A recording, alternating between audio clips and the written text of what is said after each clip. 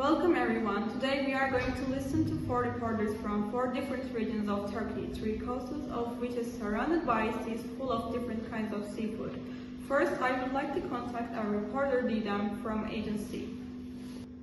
Hello Didem, can you tell us about the agency? The Asian seafloor, which is compressed by the African plate from the south and the Anatolian plate from the west, is a technically active region that still continues its volcanic activities and has historically created many earthquakes of magnitude 78. The surface water of Aegean Sea is around 50 meters thick, with temperatures ranging from 21 to 26 Celsius in summer, to 10 Celsius in the north and 16 Celsius in the north in winter. According to Köppen climate classification, most of the Aegean Sea is classified as hot summer Mediterranean climate. North of the Aegean Sea, the climate is classified as cold semi-arid with cold summers than the hot summer Mediterranean climate. In the north of the sea, off the coast of Western Thrace, there is an oil reserve that has been exfoliated by Greece for 60 years, but it has now reached the end of its life. Didem, can you give some information about seafood eating habits around the Aegean Sea? Because of its rich and diverse offerage for fisheries, most citizens prefer seafood while also benefiting of health boosts, which is supported by the Black Sea waters coming from the Dardanelles and its undercurrents with rich nutrients, oxygen and plankton, positively affecting fish life in the north. The Aegean Sea, although rich in oxygen, is poor in phosphate and nitrate. For this reason, the southern part of the sea is one of the poorest seas in the world in terms of fish. On the other hand, sponge fish is another historically practiced business in the southern part of the sea, which could be named as another job role. Thank you, Didem. Can you also share some fish species around the Aegean Sea?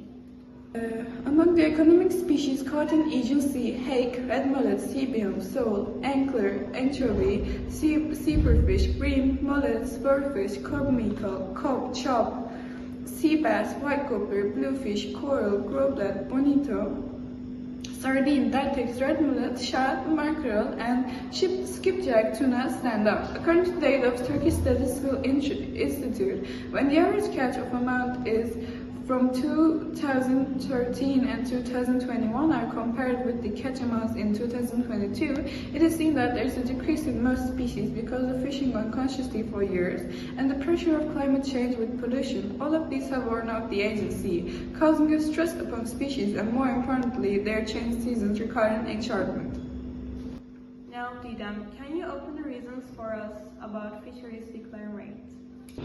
First of all, I would like to start with oil pollution, which is one of the most important marine pollutants. Oil is exaggerated from the seabed and from the ground on the land. Transporting oil by tanker is one of the main causes of pollution. Other substances that constitute pollution are organic and inorganic.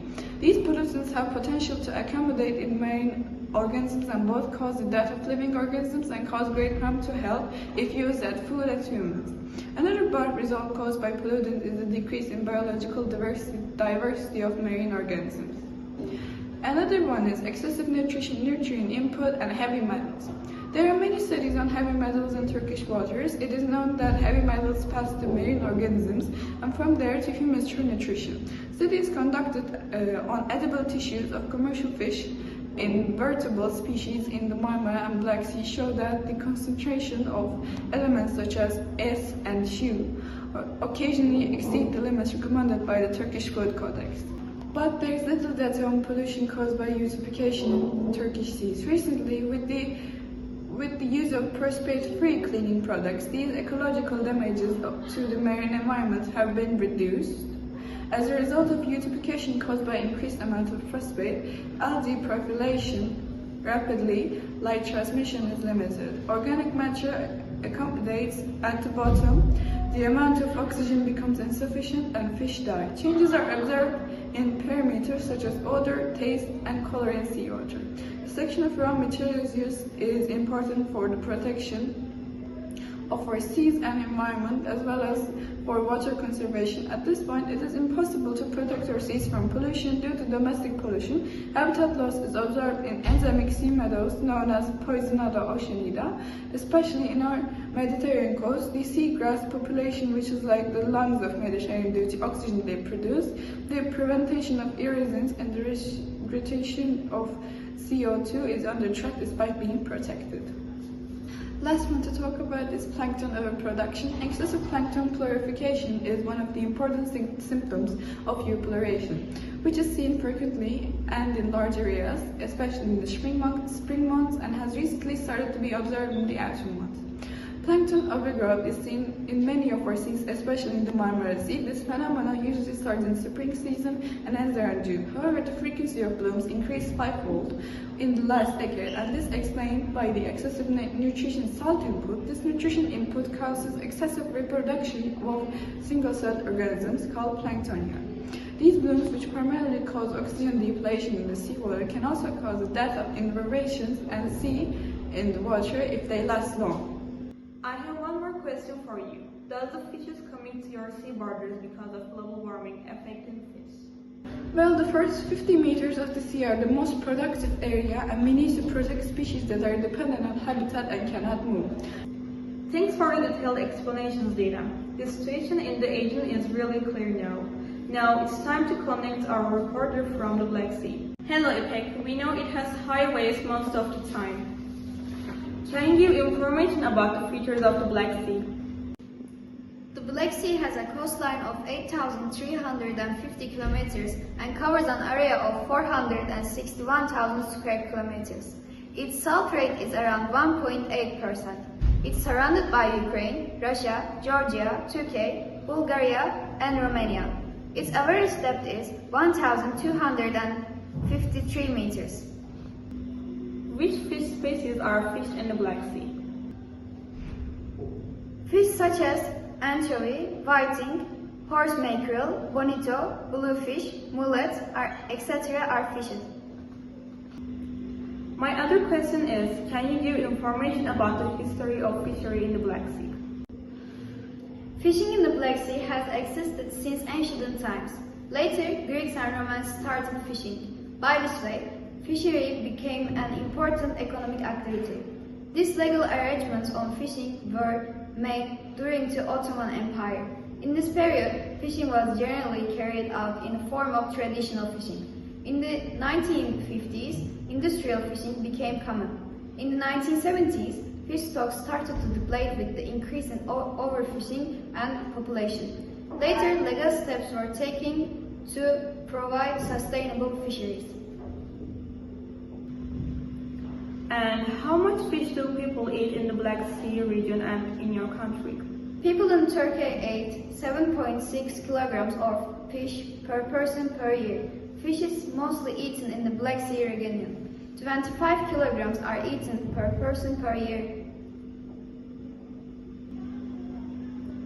I would like to ask, can you tell us about the contribution of fishing in the Black Sea to the economy of the people and the country?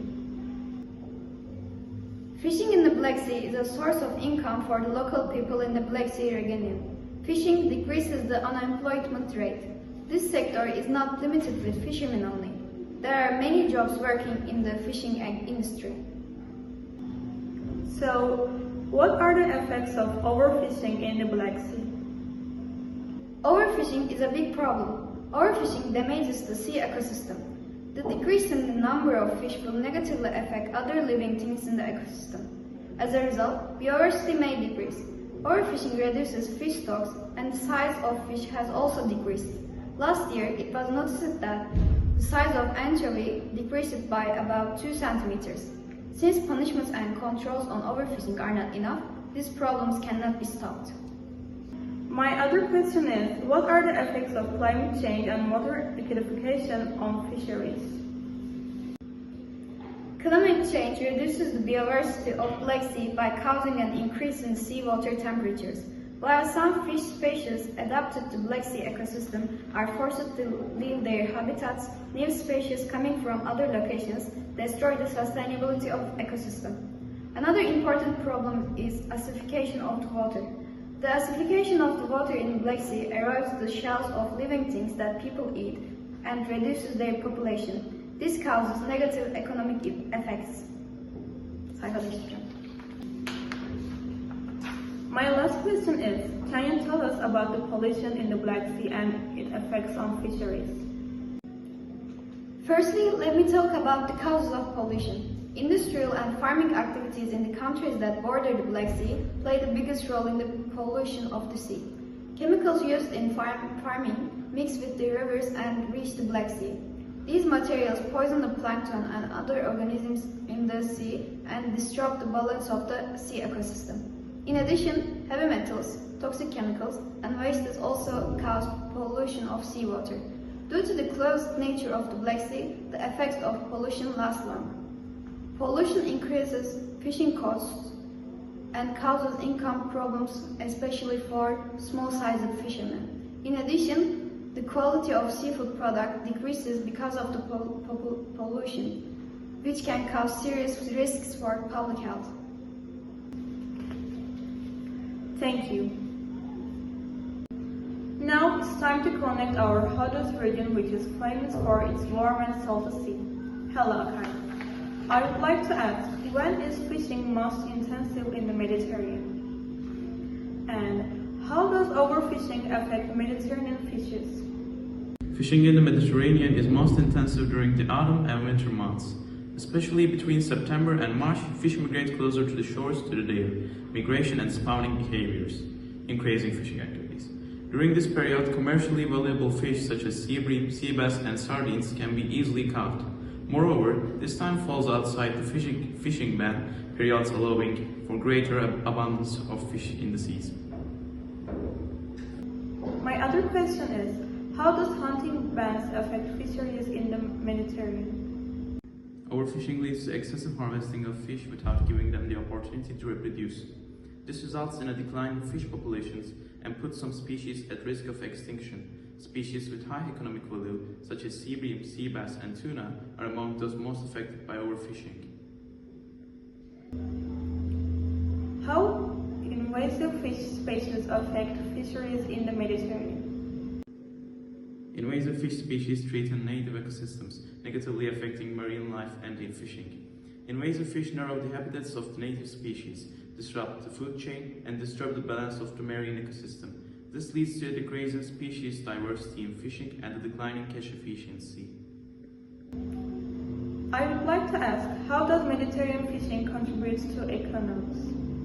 Aquaculture production in the Mediterranean accounts for 7% of total share. Species such as sea bream, sea bass, produced in the Mediterranean are in high demand in the European market, generating foreign exchange for the Turkish economy. Especially in coastal areas, thousands of people make their living from fishing and aquaculture.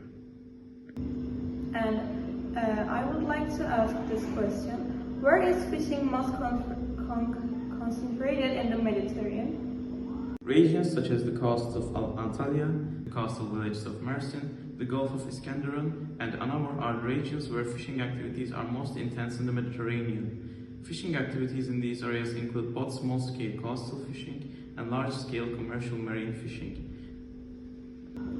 My other question is, how does fishing impact Mediterranean tourism? Fishing creates both direct and indirect impacts on tourism. For example, fishing tours organized in regions like Alanya offer tourists a sea-related recreational experience.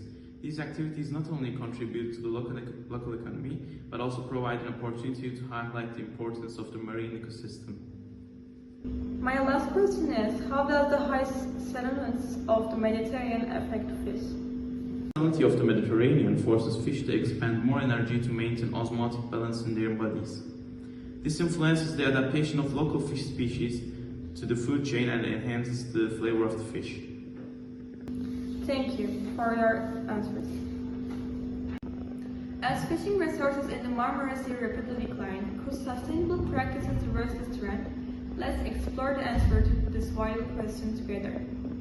My first question is, how does overfishing in the Sea of Marmara affect the local marine ecosystem, and what steps can be taken to ensure sustainable fishing practices? Overfishing depletes fish species and disrupts the ecosystem. Solutions include stricter catch limits, marine protected areas, and sustainable fishing methods. My other question is, what are the primary threats to marine biodiversity in the Sea of Marmara, and how can conservation efforts be improved to protect these species? Overfishing, pollution, and habitat destruction threaten marine biodiversity. Improved regulations, more protected areas, and pollution reduction can exchange conservation. My other question is, how is the growing pollution in the Sea of Marmara impacting fish populations and other marine organisms? Pollution harms marine life and fish populations. Measures to reduce pollution include better waste management, stricter laws, and reducing plastic use. In recent years, mucilage, which means sea snot, has become a significant issue in the Sea of Marmara. What are the environmental causes of mucilage formation and how does it impact marine life? Mucilage forms from excess nutrients, suffocating marine life and depleting oxygen. It is caused by nutrients, pollution, and algae blooms. What role does the eutrophication of the Sea of Marmara play in the formation of mucilage and what sustainable practices can help combat this issue? Eutrophication leads to mucilage formation, reducing agricultural runoff, improving wastewater treatment, and sustainable farming practices can help combat this. I would like to ask, what is being done to protect fish species in the Sea of Marmara from the adverse effects of industrialization and urbanization? Marine protected areas, fishing bans, and striker pollution controls protect fish species from industrial and urban impacts. And how does the health of the Sea of Marmara's fish populations reflect the overall environmental quality of the region? Healthy fish populations indicate good environmental quality, while diseases signal pollution or overfishing. Can I ask, where are the main environmental challenges faced by local fisheries in the Sea of Marmara and how can they adapt to preserve their livelihoods while protecting marine resources? Local fisheries face overfishing, pollution, and climate change. Sustainable practices and income diversification like ecotourism can help. My other question is, what steps can be taken to improve waste management around the Sea of Marmara to prevent further damage to marine ecosystems and reduce the risks associated with mucilage formation? Improved waste treatment, reduce industrial discharge, recycling, and controlling runoff can prevent pollution and reduce mucilage risks. That's all for today. Thank you for listening and watching us.